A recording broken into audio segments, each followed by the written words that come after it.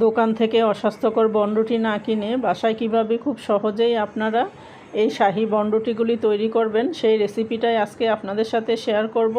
আর এই বনরুটিগুলোর সাথে খাওয়ার জন্য এক্সট্রা কোনো কিছুরই প্রয়োজন নেই। এটা একাই 100, এতটাই মজা। চাইলে আপনারা বাসায় একবার ট্রাই করতে পারেন। আশা করি রেসিপিটি আপনাদের কাছে ভালো লাগবে। এইখানে আমি নিচ্ছি 2 কাপ ময়দা। আমি আজকে বনরুটিগুলি ময়দা দিয়ে তৈরি করছি, আপনারা চাইলে আটা দিয়েও তৈরি করতে পারেন। তার সাথে দিচ্ছি 1 চা চামচ ইস্ট। এখন এখানে আমি দিয়েছি 1.5 টেবিল চামচ চিনি। চিনির পরিমাণটা আমি একটু বাড়িয়ে দিচ্ছি, আপনারা চাইলে আপনাদের পছন্দ মতো কমিয়ে দিতে পারেন। আমার ছেলে মিষ্টি বনরুটিটা পছন্দ করে, সেজন্য চিনিটা আমি একটু বাড়িয়ে দিয়েছি। এখন এখানে পরিমাণ মতো লবণ দিয়ে আমি মিশিয়ে নিচ্ছি। আর এখানে আমি হালকা গরম দুধ নিয়েছি। এখানে আমি আধা কাপ দুধ নিয়েছি, অল্প অল্প করে দিয়ে আমি ডোটা তৈরি করে নিব। পুরোটা দুধ একসাথে দেব না, অল্প অল্প করে দিয়ে আমি ডোটা তৈরি করে নিচ্ছি।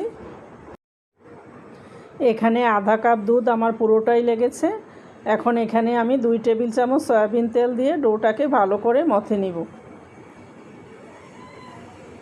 3-4 মিনিট সময় নিয়ে আমি ভালো করে ডোটাকে মথে নিয়েছি। এখন রেখে দিব 2 ঘন্টার জন্য।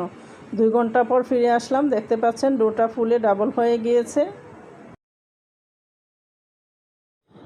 এইখানে আমি 2 কাপ ময়দার জন্য 1 চা চামচ ইস্ট দিয়েছি। এটা পারফেক্ট মাপ, এর চেয়ে বেশি দিলে ইস্টের কড়া স্মেল পাবেন, খেতে ভালো লাগবে না।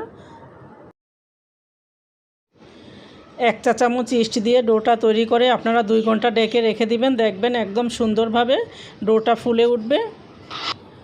এইখান থেকে আমি 7টা লেচি কেটে নিয়েছি। এখন এগুলোকে আমি গোল গোল করে বলের মতো শেপ দিয়ে তৈরি করে নিব। এইভাবে উপর থেকে নিয়ে ভিতরের দিকে মুড়িয়ে দিব। এইভাবে সুন্দর করে গোল গোল করে সবগুলি আমি তৈরি করে নিচ্ছি।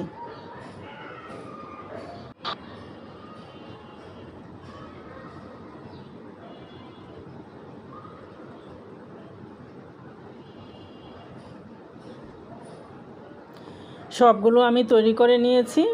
এখন এগুলোকে আমি একটা প্যানে বেক করব। বনরুটিগুলো আমি ফ্রাই প্যানে বেক করব। একটা ফ্রাই প্যানের মধ্যে ঘি দিয়ে আমি চারপাশে ভালো করে ব্রাশ করে দিচ্ছি। এখন এর মধ্যে আমি বনরুটিগুলোকে দিয়ে দিচ্ছি। মাঝখানে একটা দিয়ে আর চারপাশে 6টা দিয়ে সুন্দর করে আমি সেট করে নিব।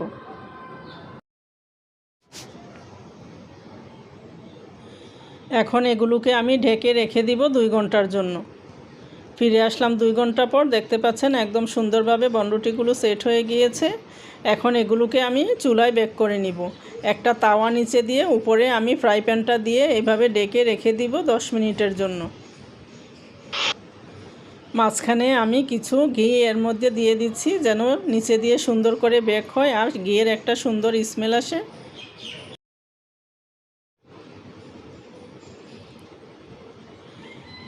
এইখানে আমার এক পাশ হয়ে গিয়েছে, আরেকটা ফ্রাই প্যানে আমি ঘি ব্রাশ করে নিয়েছি, ওইটার মধ্যে এখন উল্টে দিচ্ছি। দেখতে পাচ্ছেন এক পাশটা অনেক সুন্দরভাবে কালার এসেছে। এখন আর ঢাকনা দিব না, অপর পাশটা আমি আর 5 মিনিট এভাবে রেখে দিব। এর মধ্যে আমি আরও কিছু ঘি দিয়ে দিচ্ছি।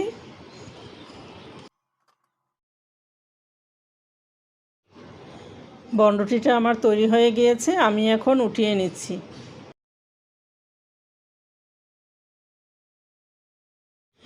এই বনরুটিগুলো বেক করতে আমার 15 মিনিটের মতো সময় লেগেছে।